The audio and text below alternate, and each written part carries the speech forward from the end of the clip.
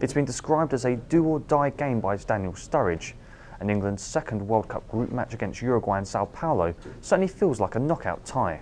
With both sides losing their opening games, they know that victory will see their qualifying hopes for the second round back on track, whilst defeat would almost certainly see the side crashing out at the first stage. With me to discuss the game is IBTimes sports reporter Tony Mogan and European football correspondent Eduardo-Fernandez Abascal.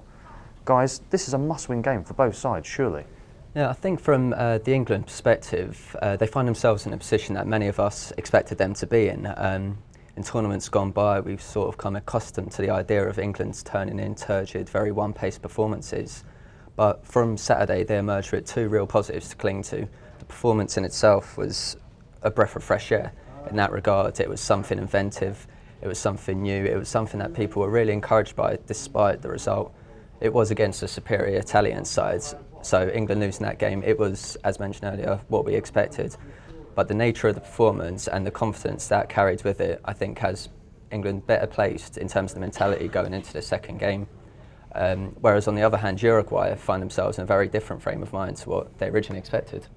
Yeah, definitely. I think that England should be much more optimistic than Uruguay after what happened on Saturday, because of the performance and also because of the rivals.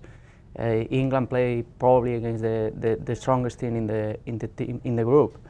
Actually, Italy has been so far one of the best teams that we have seen during the first week of the tournament, and England was okay. Actually, they have many chances to draw that game. Italy controlled the ball, but England had many chances on the counter-attack and also in set pieces. And Uruguay was completely the opposite. They played probably against the weakest team of the group, and they were awful. They have good individuals up front. They have defenders with good experience around Europe, like Godin or Lugano. But I don't think that they work well as a team. The midfielder was so poor, and I think England, after what happened on Saturday, are the main favourites to win tomorrow. So England are the main favourites, but there's one player who could well come back to haunt them, and that is Luis Suarez. There's been concerns over his fitness, but he said he's going to be 100% fit to come back and face this England side. England themselves, despite a spirited performance, still raise debate over the position of Wayne Rooney and how he fits in the team. So tactically, how will England plan to nullify Uruguay, and how will they try to make the most out of their multiple attacking talents? Yeah, I think we can expect a very different approach from England going into Thursday's game against Italy. They found themselves up against probably one of the best midfields in terms of retaining possession and dictating the pace of a game. Uruguay themselves now are devoid of that ability to get hold of the ball and manage a game in terms of its tempo.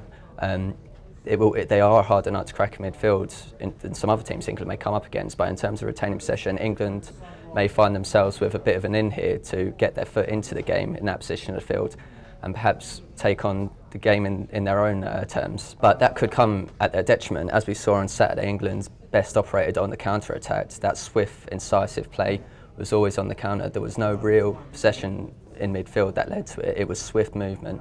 And I think we can all agree that's the best England operated under that system.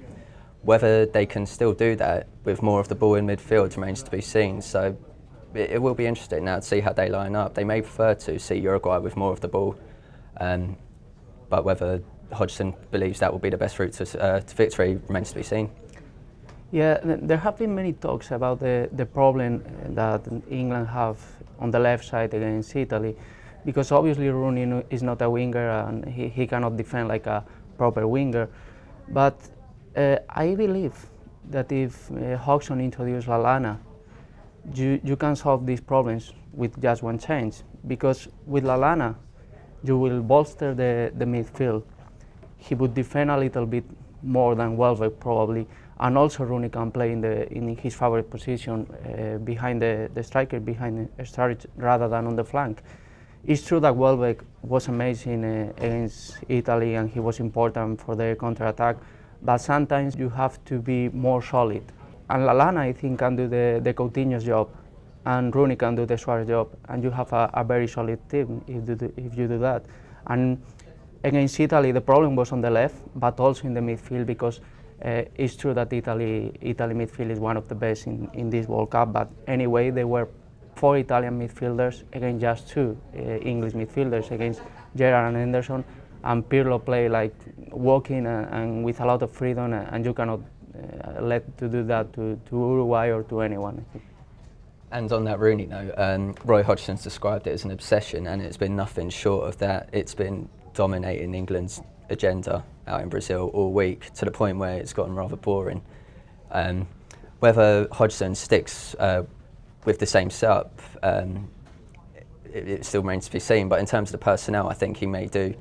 In terms of where they start, I don't think it's the all definitive decision that needs to be placed before the match. The nature of this forward line is so versatile that it can be changed in the game to adjust how the game is unfolding.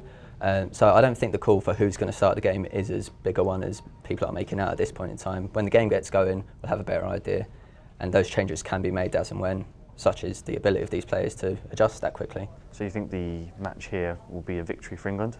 I wouldn't go that far. The Suarez case is so important to this fixture. He's spoken with such assurance going into kick-off this week, and it's difficult to argue against him if he is that confident. But I suppose we'll have to wait and see what condition he is in. Yeah, the Suarez thing is gonna be. We have seen this season at Liverpool that if one player can make the difference, can change a team, this is Luis Suarez. So let's see if he plays, and let's see if he's 100% fit to play. But anyway, I think England can win, and even if they draw, I think they have a good chance to go through, because theoretically they have to beat Costa Rica in the next game, and Uruguay has to play against Italy. So England have a big advantage with that. So even a draw can be enough for England to go through. So if you had to say a result, what would you go for? I'll go for the draw. I believe England will also be better placed for it, and while I don't think that will creep into their minds, I think that will be the case on the night. A 2-1 for England, I think. Well, for all our World Cup coverage, go to our website, ibtimes.co.uk/sport.